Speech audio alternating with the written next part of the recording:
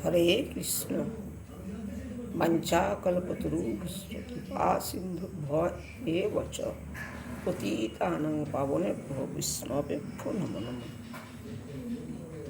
স্বয়ং রাজা যুধিষ্ঠির ভগবান শ্রীকৃষ্ণকে জিজ্ঞাসা করলেন, হে কালো শশী, বৈশাখ মাসের শুক্লপক্ষের যে একাদশী, সেই একাদশীর নাম কি এবং এই একাদশী ব্রতের গুণ কি, আমায় বলো।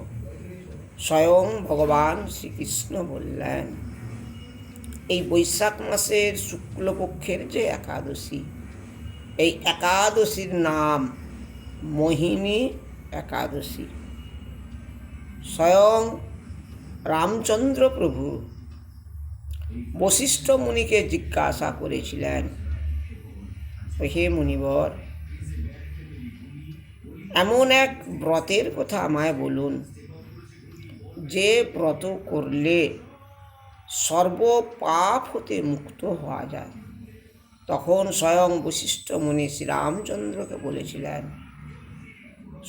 বৈশাখ মাসের শুক্লপক্ষের যে একাদশী, তার নাম হচ্ছে মোহিনী একাদশী। এই একাদশী ব্রত করো, সর্ব অপরাধ থেকে মুক্ত হয়ে যাবে। তার ছোট্ট কাহিনী শুনিয়েছিলেন বশিষ্ঠ মুনি। বশিষ্ঠ মুনি বলছেন, এক রাজা ছিল, তার নাম হচ্ছে দ্যুতিমান।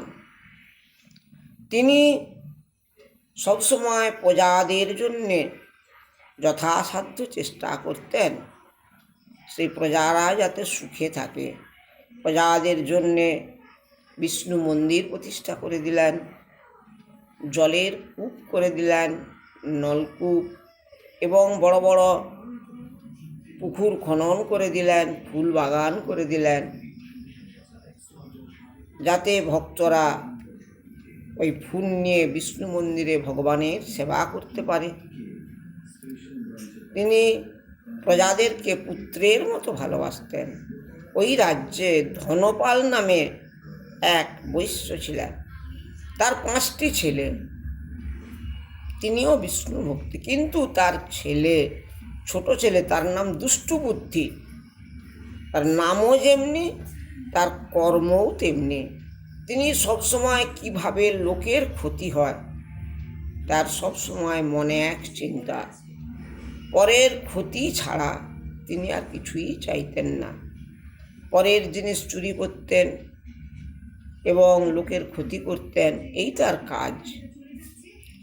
সেই ধনপাল বৈশ্য পুত্রকে কত বুঝালেন, কোনো মতেই কিছু বুঝল না।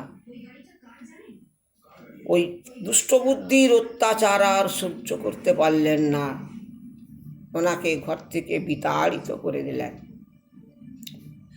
উনি রাস্তায় থাকে, বনে বনে ঘুরে চুরি চামারি করে। এই করতে করতে একদিন ওই রাজ্যের রাজা ওনাকে ধরে নিয়ে গেলেন। তার বিচার হলো, বিচারে রাজ্য থেকে তাকে তাড়িয়ে দিলেন। ওই দুষ্টু বুদ্ধি বনে বনে ঘুরতে ঘুরতে কৌণ্ডিল্য মুনির আশ্রমে গিয়ে পৌঁছালেন। তখন সেই মুনিবর স্নান করে ভিজা কাপড়ে আসছে, মুনির চরণ তলে গিয়ে লুটিয়ে পড়লেন। সেই মুনির বসনের জল ওর অঙ্গে যখন পড়ল, ওই দুষ্ট বুদ্ধি সর্ব পাপ হতে মুক্ত হয়ে গেল। মুনি ঋষিদের এমন কৃপা, দর্শন করলে মুক্তি, স্পর্শন করলে মুক্তি। ওই দুষ্ট বুদ্ধি বলছে মুনির চরণ ধরে, প্রভু গো, আমায় কৃপা করো। তখন ওই কৌণ্ডিল্য মুনি বললেন, তুমি এই বৈশাখ মাসের শুক্লপক্ষে যে একাদশী, মোহিনী একাদশী তুমি করো, এই একাদশী ব্রতের প্রভাবে তুমি সর্ব পাপ হতে মুক্ত হয়ে যাবে। তোমার 100 জন্মের যত সঞ্চিত পাপ, সেই পাপ থেকে তুমি মুক্ত হয়ে বৈকুণ্ঠবাসী হবে। ওই দুষ্ট বুদ্ধি একাদশী ব্রত পালন করলে সর্ব পাপ হতে মুক্ত হয়ে গেল। মৃত্যুকালে বিষ্ণুদেবের দূতগণ এসে ওনাকে বৈকুণ্ঠধামে নিয়ে চলে গেলেন। একাদশী ব্রতের এমন মহিমা বাবা বলে বর্ণনা করা কি আমাদের পক্ষে সম্ভব? তাই আমাদের প্রত্যেকের কর্তব্য একাদশী ব্রত করতে হবে। বৈশাখ মাসের 13 তারিখ সোমবার মোহিনী একাদশী এবং পরের দিন 9:27 মধ্যে একাদশীর পারণ। একাদশী ব্রত করলে টাইম মতো পারণ করতে হয়।